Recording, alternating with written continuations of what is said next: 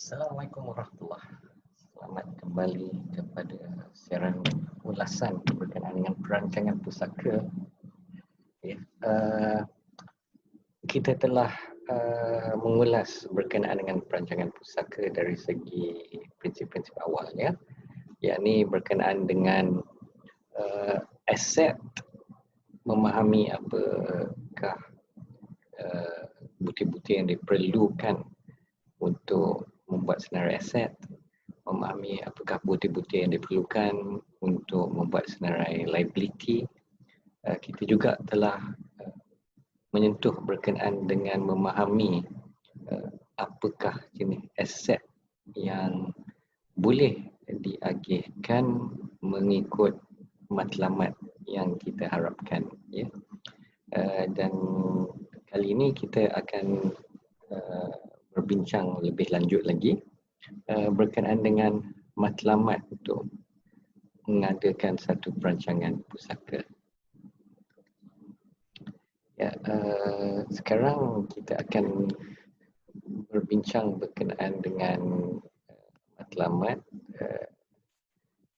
Saya akan menyingkap kembali, ya,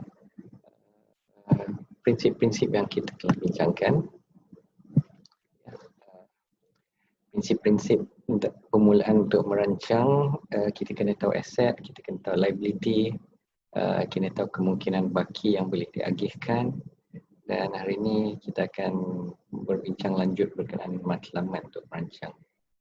Matlamat untuk merancang adalah penting sebab itu adalah tujuan terakhir yang kita harapkan apabila kita meninggal dunia kelak.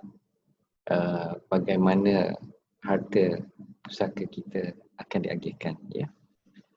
Jadi matlamat saya senaraikan bukan yang terawal dari segi prinsip-prinsip. Saya senaraikan selepas kita tahu aset, selepas kita tahu liability, selepas kita faham jenis-jenis aset yang kita akan tinggalkan sebagai baki, dan selepas kita memahami sama adakah aset-aset yang tinggal sebagai baki itu boleh dari segi sifatnya diagihkan, ya. Dan setelah kita faham semua itu, barulah kita boleh merujuk balik kepada matlamat, ya. Jadi bila kita buat matlamat itu, kita dah buat matlamat perancangan kita dengan pemahaman penuh akan aset-aset dan liability yang kita ada, dan dengan pemahaman penuh bagaimana aset-aset ini akan diagihkan kelak, ya. Jadi matlamat memang penting selepas kita mempunyai pengetahuan berkenaan dengan aset, liability dan agihan, ya. Dan antara tujuan kita mengetahui matlamat adalah untuk berangka sebagaimana saya sebut tadi, tujuan akhir adalah destinasi akhir baki harta pusaka kita yang kita akan tinggalkan, insyaAllah. Jadi bila kita tahu matlamat tu lebih mudahlah untuk kita merancang, ya. Ramai memulakan matlamat dulu sebelum faham berkenaan dengan aset dan liability, ya. Dan ini yang menyebabkan kesukaran untuk mencapai matlamat itu. Sebagai contoh, mungkin ada setengah bermula dengan matlamat dengan harapan harta pusaka jenis A akan bagi kepada orang ni, jenis B akan bagi kepada orang tu, ya. Dan seterusnya, tanpa merungkai aset dan liability yang akan ditinggalkan. Jadi mungkin hasrat nak sampaikan aset ni kepada si dia ataupun aset ni kepada seorang lelaki tidak akan tercapai, ataupun tidak mudah untuk dicapai, ya, ataupun sukar dari segi praktiknya untuk dicapai. Sebagai contoh, jikalau kita buat dari segi pembahagian harta, dari segi peratus, kita kata 10% daripada harta yang saya ada sekarang saya nak tinggalkan kepada 3 orang, ya. Tapi mungkin yang 10% tu akan tinggal dari segi harta yang sukar untuk dibahagikan 3, ya. Dan mungkin pembahagian dari segi apa yang dihasratkan itu tidak jelas. Mungkin dari segi nilai mungkin 10%, tapi yang 10% nilai itu mungkin terbagi kepada katakan 4 atau 5 barang kemas, ya. Jadi kalau 5 barang kemas nak dibahagikan kepada 3 orang, amat sukar nanti, ya, untuk dicapaikan peagihan sedemikian.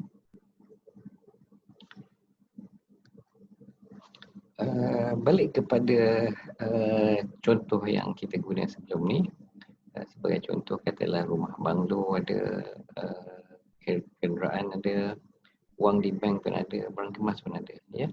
Dan kita tahu hutang pembiayaan sekian banyak dan hutang pembiayaan kereta dan rumah berjumlah sekian banyak, ya.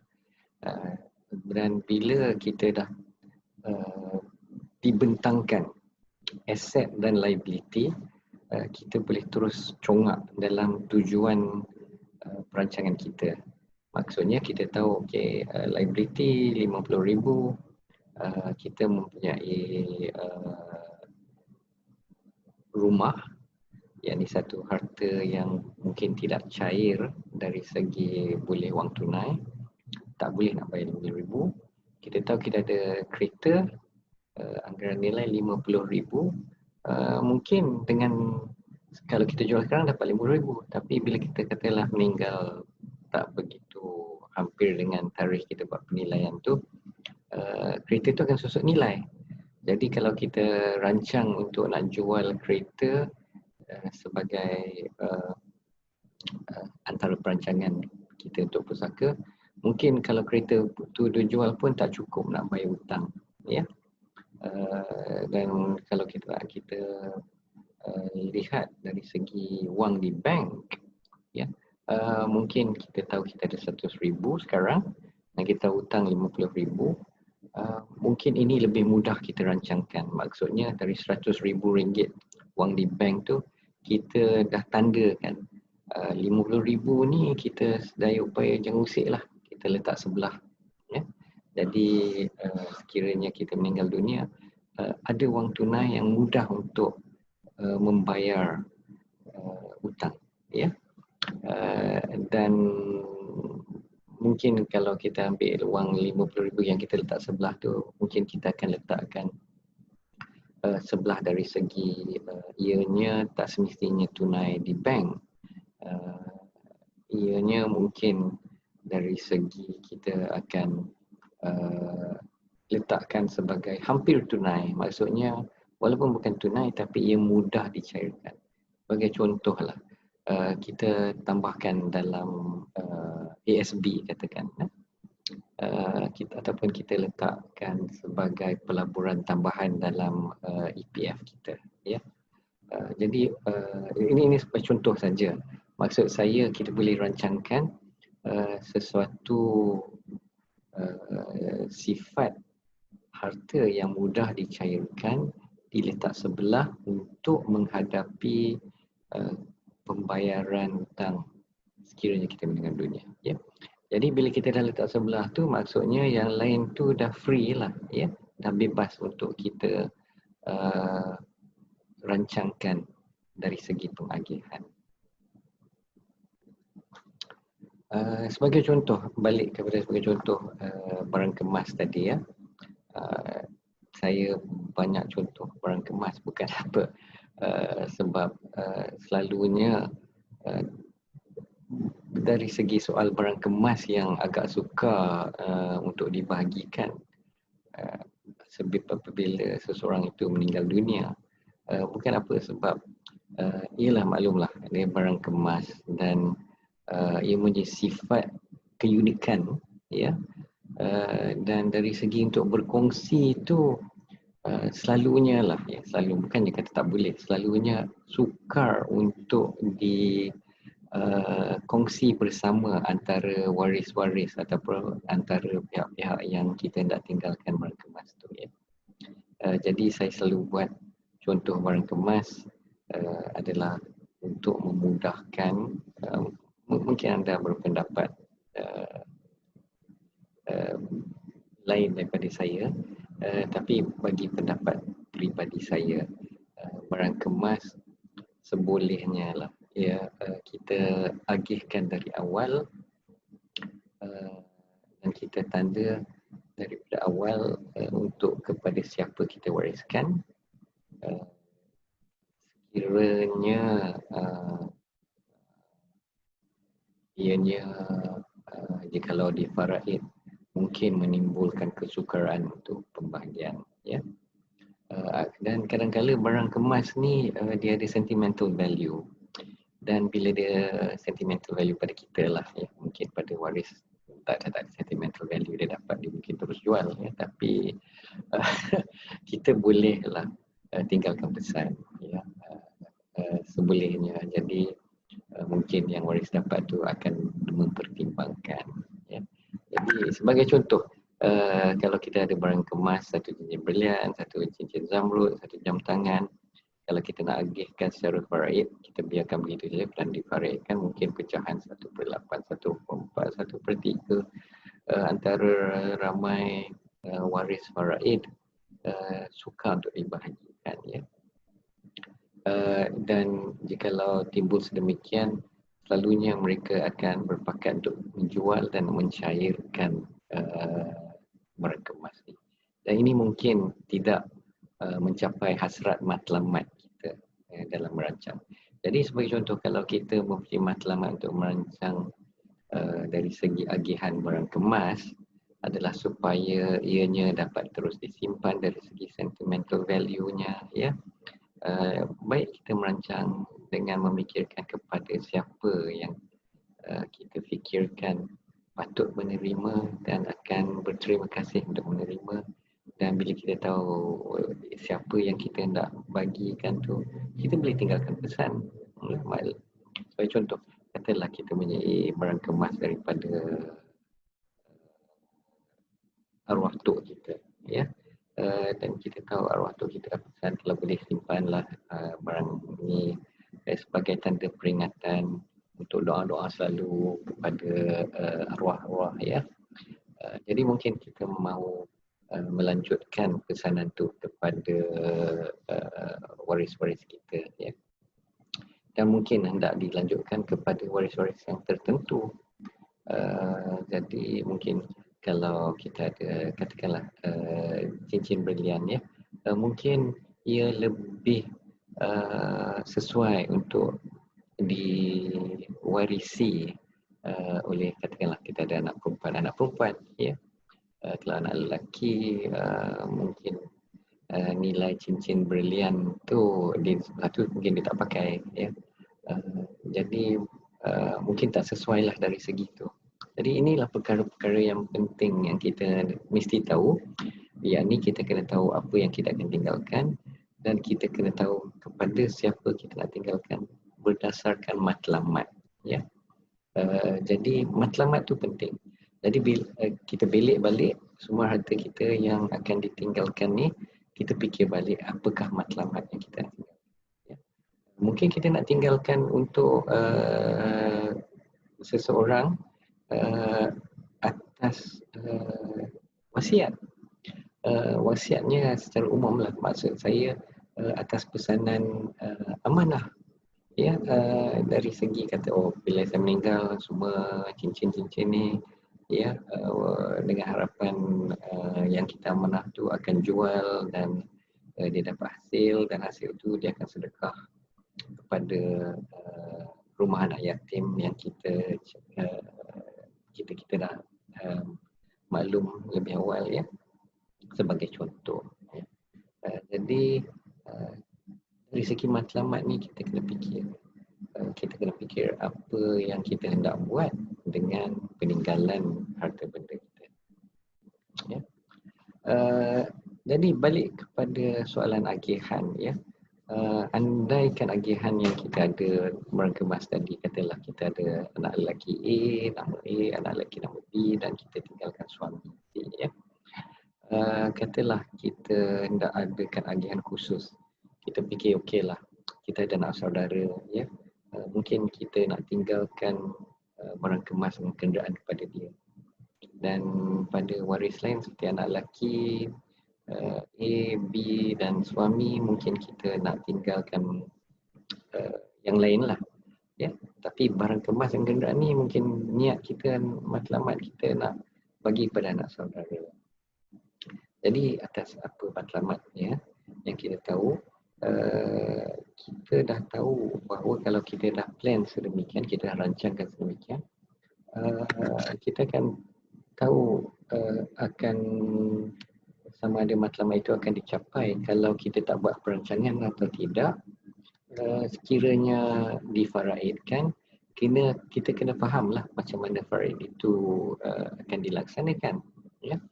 Jadi dengan ilmu yang kita dapat tahu bahawa kalau dengan faraid, katakanlah kita ada anak lelaki A, B dan suami C, mungkin anak saudara kita tu tidak layak untuk bahagian faraid. Jadi kalau kita tak rancang tapi kita niat nak tinggalkan kenderaan dengan barang kemas saja, mungkin niat tu tak akan tercapai, ya.